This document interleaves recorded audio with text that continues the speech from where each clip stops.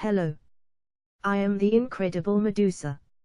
In this video, I am going to be talking about the privilege of being a woman in modern Western society. Women in the United States and in Western Europe are the freest and most liberated in human history. In many ways, they are not merely doing as well as men, they are doing better. Women's emancipation is one of the glories of Western civilization and one of the great chapters in the history of freedom. Now let's see some of the things feminists have complained about in Western society. First, they complained about how a scientist's shirt was sexist because it had pictures of scantily dressed women. Then they complain about how imagery in video games is sexist. Now let's look at some of the valid complaints women have in non-Western cultures. Women are often required to follow gender roles, while following gender roles is optional for Western women. It is illegal for women to drive in some countries. Some women are required to undergo circumcision, which has been proven to be barbaric. Women are not allowed to show their faces and will be considered whores if they do, or maybe even be stoned to death. Now I know some of you may start ranting how women in Western society face bigger problems such as domestic violence and the wage gap. These problems you label as women's problems are not in any way gender issues or are non-existent issues. The wage gap is a myth that has been debunked numerous times. However, that is a topic for a future video. Now I will talk a little bit about domestic abuse, which is not a gender issue. Feminists rant about how it is always women who are the victims and men who are the victimizers. Several years ago, I became a victim of domestic abuse from a woman. I know damn well that it is not always men who are violent in relationships. I have known men and women who have been domestic abuse victims. There is nothing you can tell me that will convince me that men are more likely than women to be abusive. I see tons of resources only intended for female victims of domestic abuse, which is a major fuck you to half of all domestic abuse victims. This is an example of how being a woman has advantages over being a man. Some people will bring up statistics about how only 15% of domestic abuse victims are male. Now for a moment, I am going to pretend that is correct. Why does it fucking matter what the ratio is? Any woman or man who is a victim deserves to be helped in the same manner. I intend on doing a video in the future telling a little bit more about domestic abuse in hopes that it will help a victim, whether it be a woman or a man, either get out of an abusive relationship or recover from one. On a side note, if you even have suspicion of being in an abusive relationship or are recovering from one and need someone to talk to, you are more than welcome to send me a private message. I am not a therapist, so I can't give professional advice. However, I am someone you might be able to relate to. I understand how hugely helpful it can be to talk to someone who can relate to you. Now, what other advantages do women have in Western society? Oh yeah, they can go to college. Here is a screenshot from scholarships.com for people who are interested in engineering scholarships.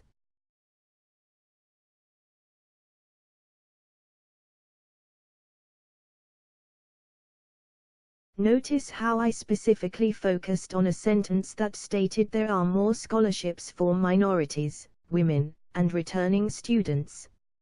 I always hear about numerous scholarship opportunities specifically for women but not for men. How is being a non-athletic man more of a privilege if his gender reduces the amount of scholarships available? Now, I am sure many of you have heard of the sentencing gap. I have a link in the description with an article explaining how men get longer prison sentences than women for the same crime. There is another link below which has an article that explains how women are much less likely than men to get the death penalty. I was shocked when I heard misandrist Valerie Solanas got only a 2-year prison sentence when she attempted to murder Andy Warhol. Oh wait, it was a 3-year prison sentence with a year taken off because it was spent in a mental institution which counted as time served. What if Valerie Solanas was a man? Still think she would have received the same sentence. Tell me again about male privilege. Now the last topic I will talk about is women in politics. There are many women who hold public office, which includes but is not limited to mayor, governor, and senator. I can guarantee that it will only be a matter of time before a woman becomes president. I honestly hope to see that day. At one point in time, Sarah Palin was the most likely person to become the first woman to become president. Now, it is Hillary Clinton. If women were really oppressed the way how feminists claim, then there is no way in hell a woman would have any chance to become president. I am going to do a quick recap of what ways how women are privileged. First, they are better off than men in many ways. Second, there are more resources for female victims of domestic abuse than men. Next, there are scholarships specifically aimed towards women going into engineering and possibly many other fields. Women receive shorter prison sentences than men for the same crime and are less likely to receive the death penalty. Finally, women can run for public office. Feminists often use the phrase check your privilege, meaning that straight white men have every advantage over everyone else. On top of all the advantages to being a woman that I stated, if the absolute worst gender issue you have to complain about is a shirt a guy was wearing rather than being stoned to death if you show your face in public, I would have to say that maybe you should consider checking your privilege. As a regular campus lecturer, I routinely encounter students who have fully accepted the feminist propaganda. American college women are arguably the most fortunate, liberated beings on the planet, yet in their feminist theory classes, they're likely to learn that they are put upon and tyrannized by men. And the more elite the school, the more advanced the degree, the more likely they are to take such feminist propaganda seriously. But this doesn't have to continue.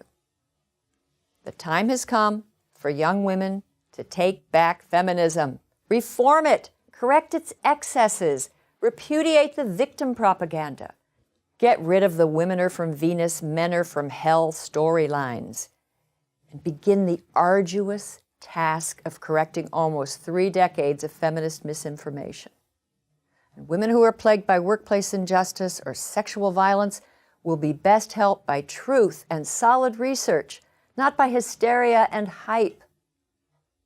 And as a final piece of personal advice for young women, appreciate and make good use of the unprecedented freedom that you have.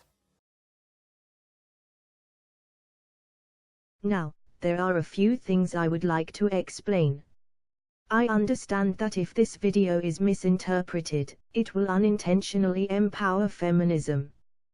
This video was a rant showing any potential feminists who stumble upon it how messed up it is to say, check your privilege. This video is by no means intended to convince people to start telling feminists, check your privilege. If Paris Hilton starts ranting about how horrible I am, I will not tell her, check your privilege. This phrase has the intention to silence or discredit people based on bigoted factors such as ethnicity and gender. You may consider Paris Hilton to be highly privileged, however she still has the right to have her voice be heard and not be discredited for non-valid reasons. If you are told to check your privilege by a feminist, explain to her or him how this same phrase can be used against her or him. This can be done in a way similar as to how I just did this, or you can do this in a different manner. If you want people to take you more seriously than feminists, you have to show the world you are better than that and have higher standards. If you start telling feminists, check your privilege, it will most likely empower feminists rather than cripple them. I will explain how I know this. If I were making videos 5 years ago, my videos would be praising feminism rather than speaking out against it. Yes, I was once a feminist. There are a few factors that drove me to being a feminist. One of them being seeing people make comments such as, "Women belong in the kitchen." I understand these are just trolling with intent to piss off feminists, but it made me realize misogyny still exists. I have also witnessed real catcalling being done on women. This is not what shithead feminists call catcalling, which is just saying, "Hi," to a woman. Real catcalling includes but is not limited to wolf whistling and saying things like, "Hey, nice tits." Seeing these results come up on Google when you type in women is the final straw that made me a supporter of feminism. I was extremely relieved to see I had to find old screenshots of that, since it is now difficult for Google to display stuff like this. If this convinced me to be a feminist, then it would most likely do the same for other people. Obviously, me being a feminist was only temporary. It was the anger and hatred towards men that drove me away from being a feminist. Hearing feminists say things like, "Check your privilege," is one factor that made me turn against them. Using that phrase on them could get people to despise you and be more willing to support feminists. Just as much as I speak out against misandry, I will also speak out against misogyny if I witness it. I will not play the oppression Olympics and state one gender is not important because the other gender has it worse. Again, I am better than that and have higher standards. My greater focus on misandry is because this is what I have witnessed more recently. It is not because it is worse than misogyny. I remember seeing a video on one of the many Young Turks channels about this piece of shit I am about to show you. I know this may sound strange, but this guy empowered feminism. This guy gave feminists a valid issue to complain about. For once, feminists were actually right about something. Imagine being a woman walking across a college campus and some guy tells you, "You deserved to be raped." Wouldn't it make you want to speak out against this type of shit? Feminists groups are the most obvious groups to go to stand against stuff like this. I bet a lot more people became feminists because of that. If I was making videos at that time, you bet your ass I would have ranted about that guy despite being a critic of feminism. If you witness something like this, a better option would be to show the world you do not need to be a feminist to understand this is fucked up. You do not need to be a feminist to stand against shit like this. Now, before I end this video, there is one question I have to ask. If the world sees you speaking out against misogyny just as much as you are willing to speak out against misandry, who do you think the world will see as being the true warriors of gender equality?